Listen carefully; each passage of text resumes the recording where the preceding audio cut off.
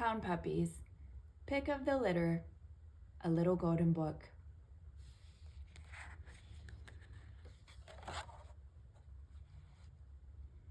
Pound Puppies, Pick of the Litter by Teddy Slater.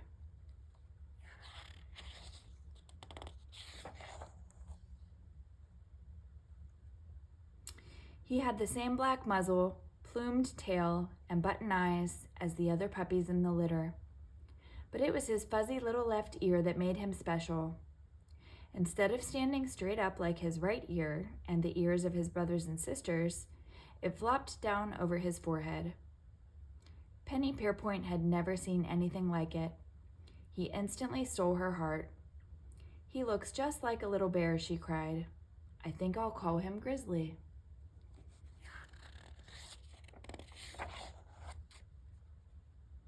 "Now, Penny," her father warned, "don't get attached to these puppies. They're valuable show dogs, not pets. As soon as they're old enough, we'll sell them all." "All but that one," said Penny's mother, glowering at Grizzly. "We'll be lucky if we can give him away." As time went by, the 6 puppies got bigger and cuter. Penny couldn't help but love them. One afternoon, Mrs. Pierpoint sold the biggest puppy. By the end of the week, only one pup remained, Grizzly. Penny worried and wondered when he too would be gone.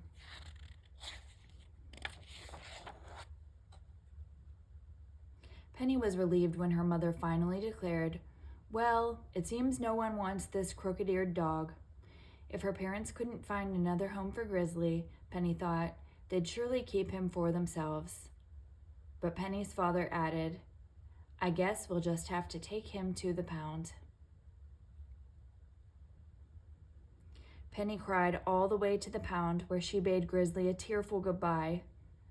"Don't worry about that dog," Mr. Pierpoint said. "He'll make lots of new friends here." "But I'll miss him," Penny wailed. "You'll get over it," Mrs. Pierpoint said.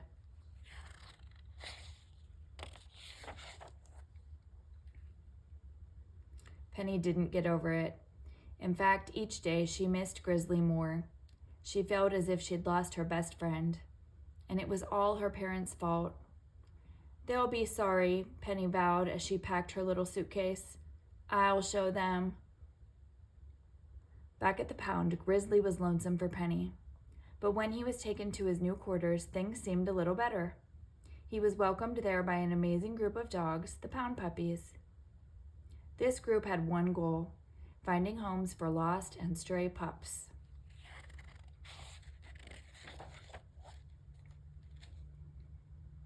The leader of the gang was Cooler. "Let me introduce you to my friends, kid," he said to Grizzly. "They're the best doggone bunch of dogs you'll ever have the pleasure of meeting." One by one, the Pound Puppies stepped forward to shake paws with Grizzly. First there was Scrounger, the gang's supply chief.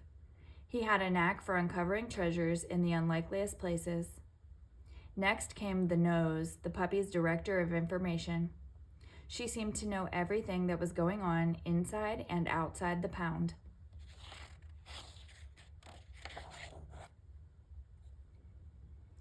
And then there was Barkerville, the crew's mission coordinator. He did all the planning necessary for the placement of puppies in new homes. Before long, Cooler and the gang had become a second family to Grizzly, but he still couldn't forget his real family. It was the Nose who overheard the news in Pound Supervisor Bigelow's office.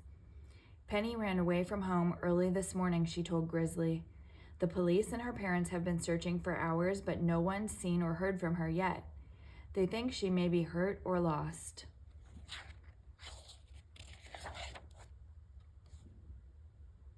"I've got to find her," Grizzly cried, racing wildly around.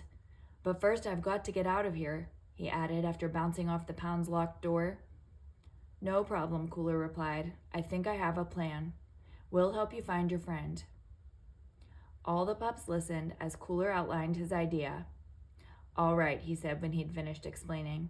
"Scrounger, you get the catnip. Nose, you make sure Catgut gets a good whiff of Scrounger. Barkerville, you map out the route. And Grizzly, you make sure you're in the shower room at 8 o'clock.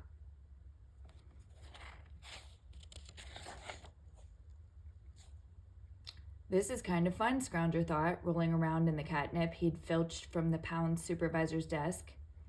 Just in time, he thought, as Supervisor Bigelow's mean cat, Catgut, came tearing down the hall, chased by the nose. Huffing and puffing behind was Supervisor Bigelow.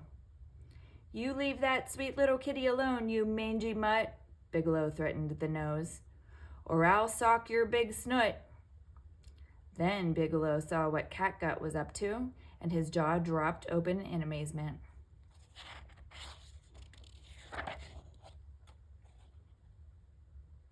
No cat had ever hated dogs more than Catgut, yet there the cat was, rubbing up against Scrounger, purring blissfully, and trying to lick the scavenger's face.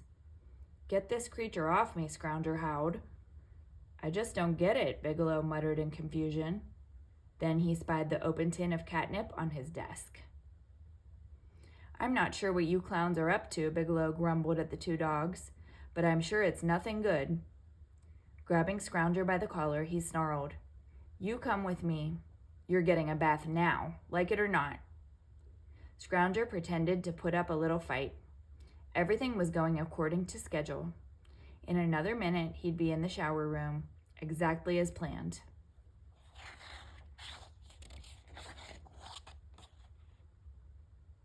Bigelow plopped Scrounger into the tub and started pouring soap flakes over him. Grizzly arrived just as Catgut crept quietly into the shower room, nose twitching at Scrounger's catnip scent. Catgut took a flying leap into the tub. Itchy and Snitchy, the pound guard dogs, got into the act, and then it was all hissing and spitting and biting. While Bigelow struggled to get the soap out of his eyes, the pound puppies sprang into action. Cooler pried the grating off the big drain pipe in the middle of the floor. "Follow me," he cried, diving in. Grizzly, the Nose, Barkerville, and Scrounger plunged after him.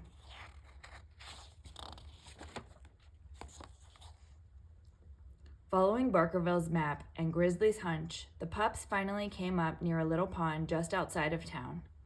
The pond was in a park where Grizzly and Penny had spent many happy hours together.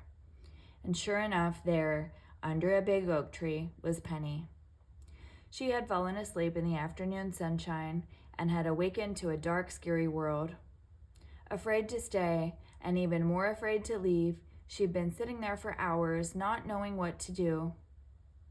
Grizzly gently licked the tears from her cheeks. Then he and his new friends took her home.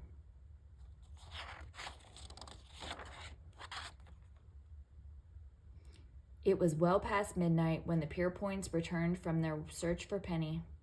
They could hardly believe their eyes when they found her curled up on the living room floor, fast asleep, with her very best friend. They woke Penny up and heard her story, and they decided to keep Grizzly in the family forever. It was another job well done for the pound puppies.